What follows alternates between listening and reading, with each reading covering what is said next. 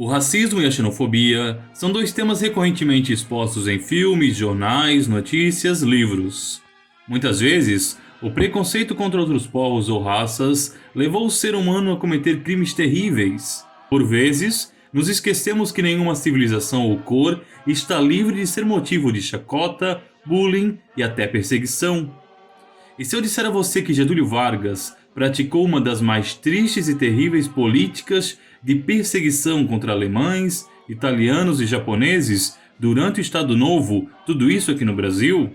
Desconhece esse capítulo muitas vezes omitido de nossos livros de história? Então já curta, se inscreva no canal e ative o sininho para não perder nenhum vídeo. Mas sem mais delongas, vamos ao que interessa.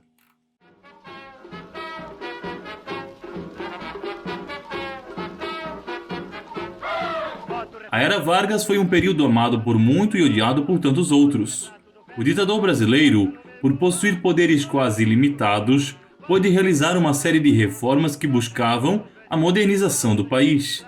No entanto, uma de suas prerrogativas foi a de unificar a nação sob uma cultura única e nacionalista, o que significou abolir os símbolos e costumes regionais. O carnaval e o samba, elementos até então tipicamente cariocas, foram alçados ao status de símbolos nacionais, enquanto os outros regionalismos brasileiros passaram a ser sistematicamente destruídos. Nem as bandeiras estaduais e municipais sobreviveram, tudo foi banido por Getúlio. A verdade, no entanto, é que o Brasil nunca foi um país unido. As consequências do processo de Vargas foi uma nação frustrada, que não se identifica em torno da imagem artificialmente erguida por um ditador. Determinadas pessoas foram especialmente perseguidas nessa sanha nacionalista, os descendentes diretos de imigrantes estrangeiros. Vargas primeiramente baniu o ensino de línguas estrangeiras para menores de 14 anos. Inicialmente, os judeus foram aqueles que mais sofreram, mas na medida em que o Brasil entrou na guerra contra os países do eixo, alemães, italianos e japoneses passaram a ser especialmente perseguidos. Associações de imigrantes foram dissolvidas por leis. Também passou a ser proibida a circulação de material impresso nessas línguas, de forma que documentos e registros de família, bem como livros e jornais, tudo isso foi destruído, quando não queimado em praça pública, como ocorreu em alguns casos. A imigração de alemães e italianos era recente e muitos eram ainda filhos ou netos dos primeiros colonos. Com a proibição da língua estrangeira, as pessoas eram obrigadas a se comunicar em português, restando aos mais idosos o ostracismo e o isolamento em suas residências.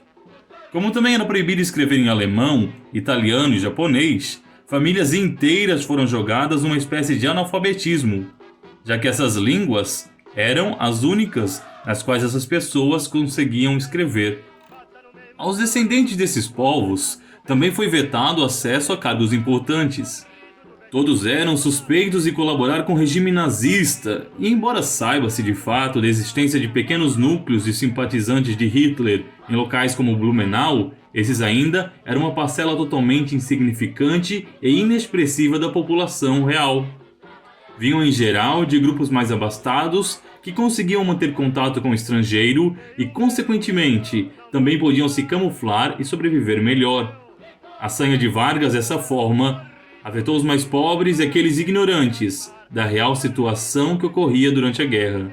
Nesse período, gírias pejorativas passaram a designar os descendentes de colonos estrangeiros. Nos colégios, era comum que crianças loiras fossem apelidadas de galegas, uma referência ao povo da região da Galícia, norte de Portugal, que é mais agrário e tido como estranho e atrasado.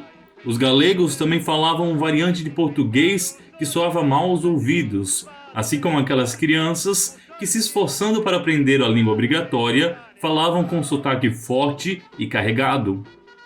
Os luteranos do Sul foram especialmente perseguidos. Como suas Bíblias em geral eram escritas em alemão, era frequente que pastores acabassem presos e torturados. Nessa época, os praticantes dessa religião passaram a ser gradativamente segregados da sociedade, já que sua fé era originária das terras dos inimigos do nosso país. O mais bizarro desse período negro da história do Brasil, no entanto, está na criação de campos de concentração para abrigar descendentes de japoneses, alemães e italianos. Os campos surgiram a partir de 1942 e foram encerrados com o término da guerra. Em Santa Catarina, graças à postura dura de Nereu Ramos, centenas acabaram presos em Joinville e Florianópolis pelo crime de portarem textos estrangeiros ou falarem línguas que não fossem o português. No Brasil, estima-se que o número chegue à casa dos milhares. Embora não tenha ocorrido nenhuma chacina, ao contrário daquilo que os terríveis nazistas praticaram, ainda assim, os trabalhos forçados e as torturas eram frequentes, todas a cargo da Divisão de Polícia Política e Social. Relatos orais narram que uma das torturas mais frequentes era obrigar os presos a ingerirem óleo ou gasolina, numa tentativa de arrancar deles qualquer coisa que pudesse servir como prova de conspiração contra a pátria e alimentar o país na guerra. A vida das colônias mudou completamente com isso. Nomes de ruas e cidades foram alterados, livros e documentos eram enterrados para que assim pudessem sobreviver um pouco dos registros familiares e da cultura trazida de além-mar. O pior, no entanto, foram os danos psicológicos e irreversíveis. Era preferível se calar e se isolar a ter de enfrentar o risco de terminar preso. As línguas alemãs e italianas foram quase que diluídas completamente.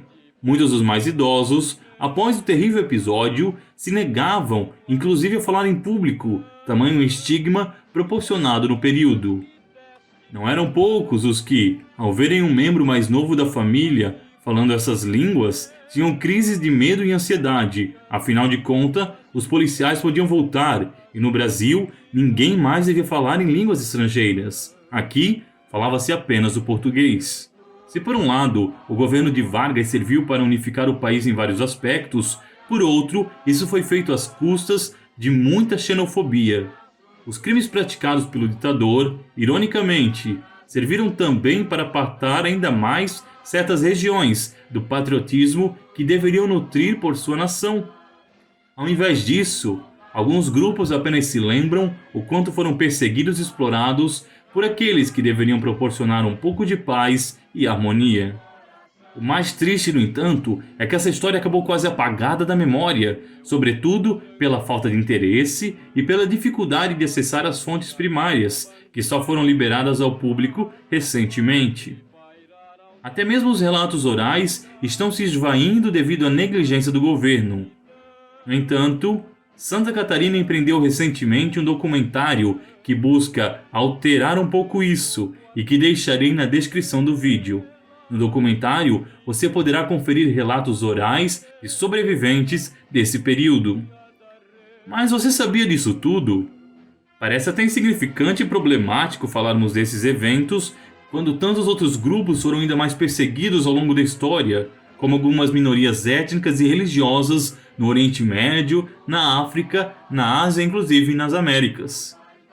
No entanto, o conhecimento do presente passa justamente pelo resgate de nossa história.